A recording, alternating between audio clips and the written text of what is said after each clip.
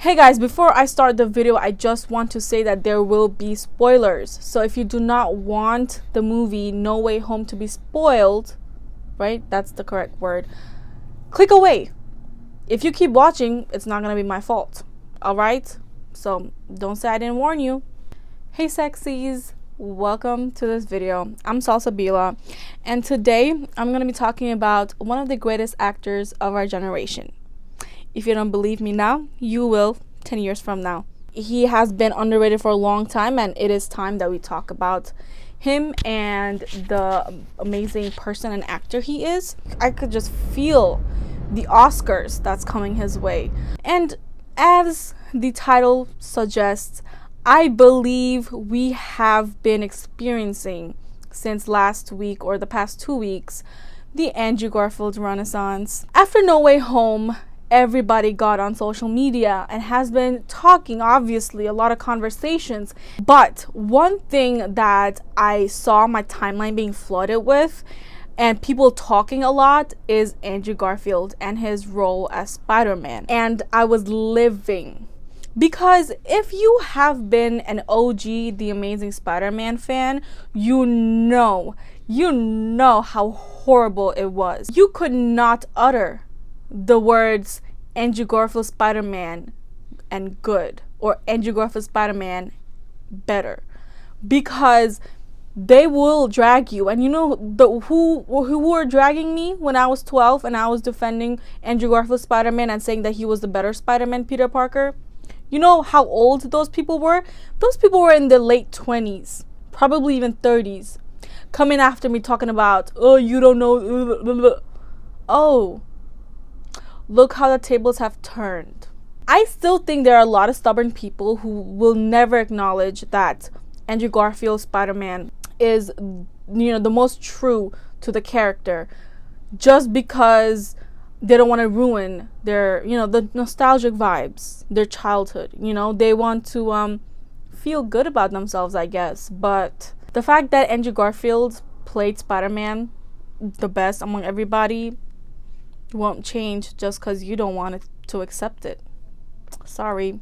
But anyways, I don't want to be mean. I don't want to piss people off in this video, because I genuinely do want to talk about Andrew Garfield. And you cannot talk about Andrew Garfield's role of Spider-Man Peter Parker without acknowledging and addressing the amount of slander and criticism this man has received for nothing. And I also do want to say that Emma Stone and Andrew Garfield were victims of poor writing and very weak plots. And I think even then they embodied their character, and I genuinely believe they were made for their characters and for each other, because their chemistry, baby, through the screen, it was amazing. Like it felt so natural, and I genuinely think that these people embodied their characters. And that's why I'm here, to give Andrew Garfield's credit where his credit is due.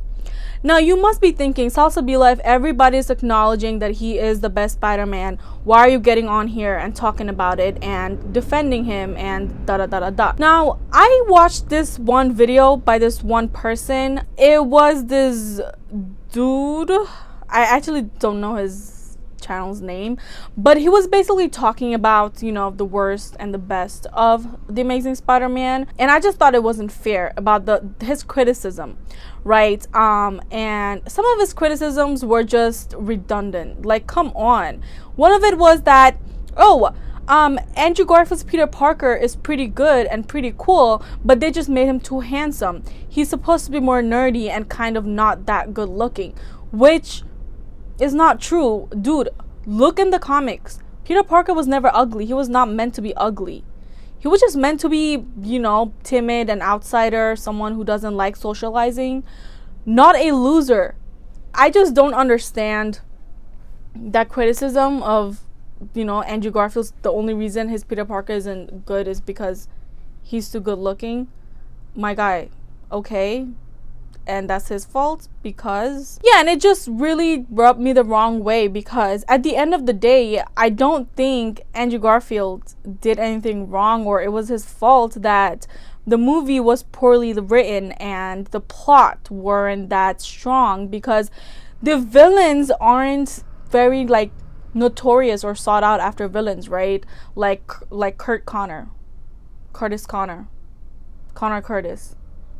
I forgot the scientist's name, but I'm pretty sure it's Curtis Connor. Yeah, Dr. Curtis Connor. Curtis Connor. Doesn't sound like a real word or name right now. Yeah, the reptile thing, right? I did not really see people talking about it a lot. And that's like the first movie. I don't even want to get into the second movie because I just want to pretend that it doesn't exist because of how dirty Emma Stone's character Gwen Stacy was done.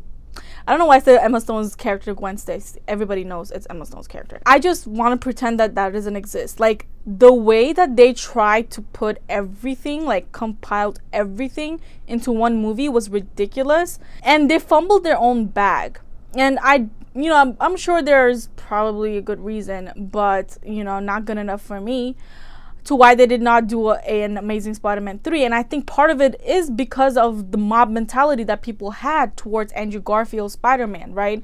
And I just think that's not fair, because look at us, almost more than half a decade later, we are all here collectively saying that, hey, Andrew Garfield's Spider-Man's the best Spider-Man. Okay, where was that energy? Where was that energy when we needed it? Because let's not pretend that y'all weren't bullying Andrew Garfield's fans or the people who loved Andrew Garfield's Spider-Man more than Tobey's.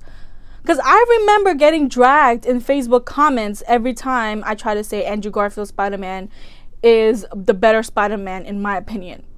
These 30-something-year-olds would drag me. It's like, dude, don't you have got kids to look after? Like, why are you on Facebook arguing with 12-year-olds? And that's why I'm making this video. He deserves the acknowledgement. He deserves the love, the credit that everybody's giving him right now. And, even though it was unfortunate, right? Like, the fact that it probably was one of the reasons why we didn't get the Amazing Spider-Man 3. I'm just glad that he was able to show even that almost like more than half a decade later, right? And it just feels, I don't know, it's like you feel like a proud parent, even though like clearly you're not a parent, but it's just like, oh my gosh, finally. I can't explain it, but I'm sure, Andrew Garfield Spider-Man stans know what I'm talking about, because we got taste, we we see each other. And a lot of the appreciation is coming from his appearance, right? Or reappearance in No Way Home. It just feels like my heart is full, because if you think about it, this man, I don't want to argue, like there's literally nothing to argue about, because this is like a fact. Like, go read the comics, dog. Like, come on. But if you read the comics or like do a little bit of research, that like Spider-Man is this like really playful, borderline annoying hero, and like he likes to like joke around with his like enemies or whoever he's fighting. He likes to like be sarcastic and do all kinds of like foolery, and that's like comes from a part of his self that's like confident, right? Because he's this like superhero, and his identity as Peter Parker is not attached. Like, there's no baggage. Nobody knows who he is. So he gets to be whoever he wants, right? And that playful side comes from his confidence, and also part of his, like, he feels liberated. Whereas Peter Parker, we see, like, he is more timid and, likes to be to himself and, doesn't really have a lot of social skills. He just... I don't think he only did Spider-Man perfectly, but he did Peter Parker beautifully. Also, this man was meant to be Spider-Man, because this dude was dressed up as Spider-Man when he was 3, and then he gave an entire speech during his teen years, I think, or early 20s, about Spider-Man. And then you know what I mean? Like, it's like the universe was calling his name, rightfully so, because the universe knew how talented this man is and how he embodies Peter Parker and Spider-Man. Anyways, no, if you're typing an essay, a paragraph or two in the comments right now, stop it. Save yourself some time. I would not care. But, for the sake of having more discussion and, having a diverse perspective, I would actually, in all realness, do leave comments. Just be respectful. And yeah, that's all. But let's talk about No Way Home. Did I just spit? Hopefully that didn't catch on camera. Let's talk about No Way Home. Who else was deceased when Andrew Garfield's Spider-Man came on screen?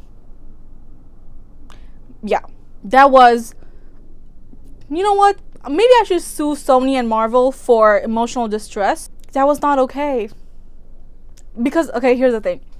I was not prepared. Okay, I walked into the theater, was like, yeah, I'm just watching this because it's Tom Holland Spider-Man, right? And I'm not that invested in it. I haven't watched the previous two movies. I haven't watched the last two Avengers movies, nothing, right? So I have no idea what this world is. I ended my Spider-Man journey when Andrew Garfield's Spider-Man journey ended. And I'm very mad about it. So I held a grudge. And I was like, nope, not gonna watch Spider-Man anymore. But yeah, so I walk in here because like my friends are like, yeah, let's go watch in 3D. And we got a deal. We got an offer on T-Mobile Tuesday.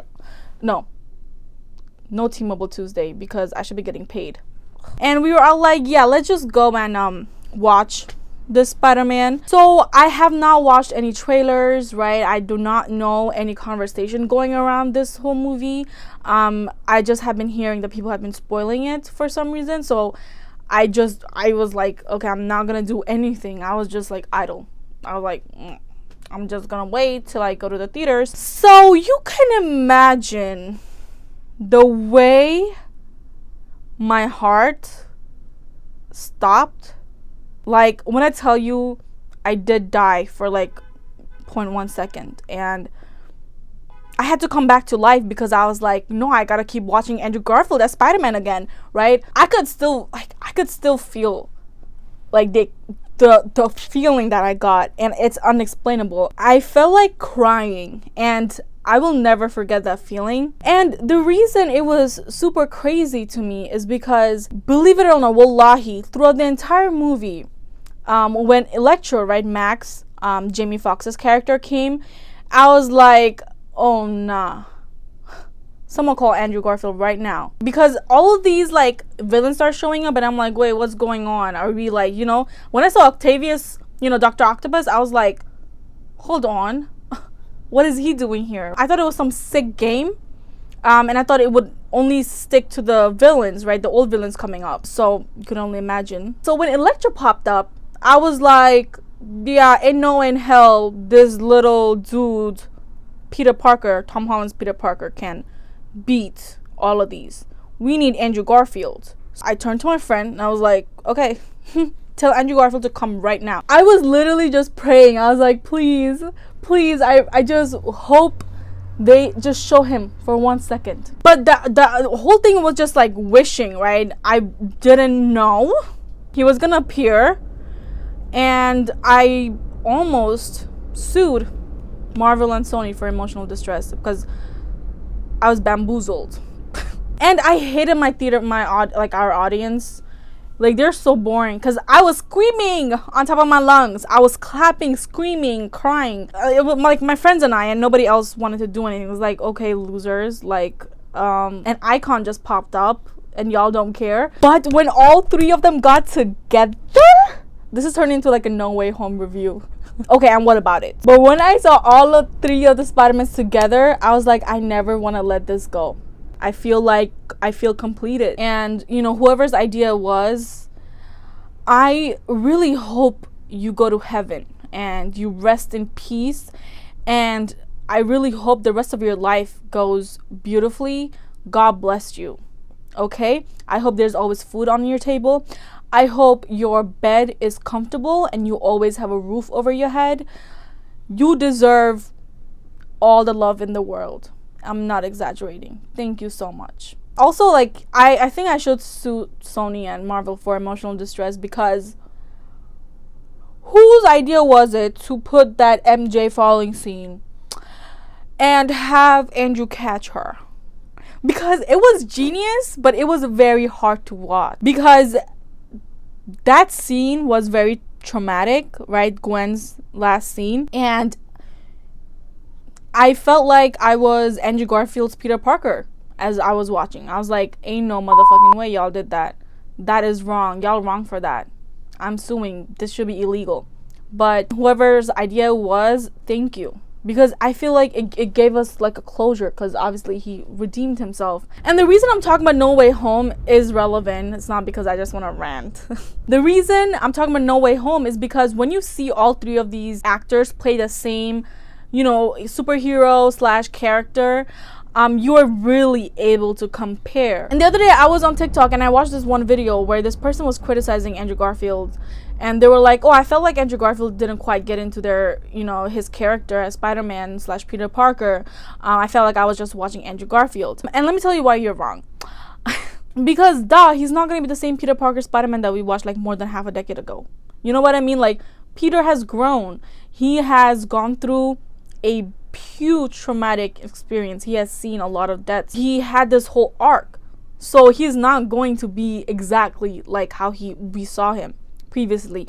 And this, you know, this time Andrew Garfield's Peter Parker was way more mature. You still saw like him being a nerd, right? In the lab. He was still being a nerd. Like, I think, you know, I just think you just need to get glasses, babes. But yeah, I don't agree. And it was really nice to see the comments disagreeing as well. You know, that really tells you. So like I was saying, like, I feel like seeing the same characters being portrayed by 3 different people really gives you, like, you know, you are really able to compare. And the fact that Andrew Garfield was able to like steal the moment and have everybody fall in love with his Spider-Man, first of all, he deserved that. And I feel like if people are able to really get that you know, this man is playing Spider-Man so well, and his Spider-Man is probably one of the best Spider-Mans ever, that screams talent. You know, that says a lot, because this isn't even his movie. He just appeared for like a small segment, you know what I mean? Quite honestly, I was just so happy, and I'm so glad that happened, because that gave birth to Andrew Garfield's Renaissance. Look how I came back full circle. That's why it was relevant for me to talk about all of this shit. Obviously, it was obviously planned.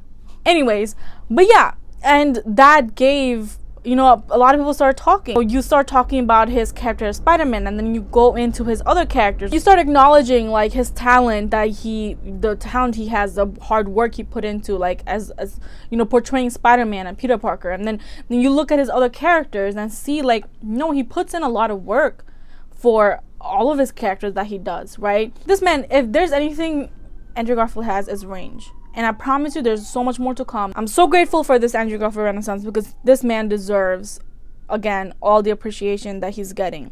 And I believe he's going to give us more amazing stuff. A big part of this Renaissance is also just Andrew Garfield and his like who he is as a person. This man probably kissed the entirety of New York City and LA, but we also love, because there have been so many times where he was just very open about and like talked about LGBTQ issues and like normalizing, you know. And I just think that's amazing, because like not a lot of people, like, you know, you can't talk about the LGBTQ community without it being serious, right? And it's just casual, it just comes naturally, and I just think that's amazing.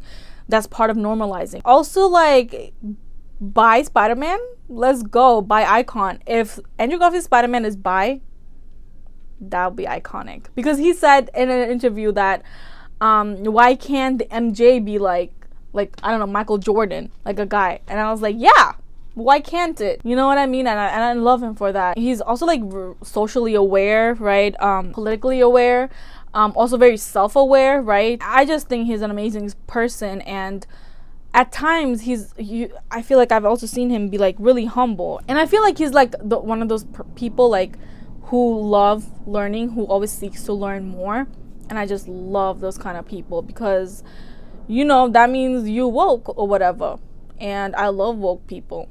I know like the internet has ruined the word woke, but let's reclaim it, babes. But yeah, I just think him as a person as well, he's really amazing. And quite frankly, I'm so glad, because I went on YouTube, because I watched a lot of his interviews, and recently, even his recent stuff, because he was promoting Tick Tick Boom, and the views literally spiked so much, because of like right after No Way Home, and I was like, this is amazing. So please keep supporting him.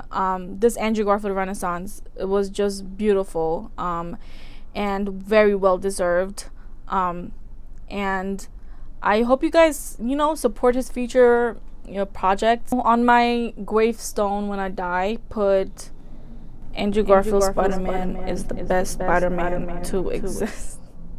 I mean it.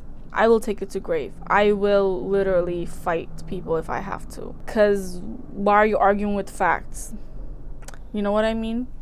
But anyways, yeah, thank you so much for watching. This was more like me talking about The Amazing Spider-Man and Andrew Garfield for like, I don't know, however long this video is. But it's because it's such a big part of this whole Renaissance thing. Go on Twitter.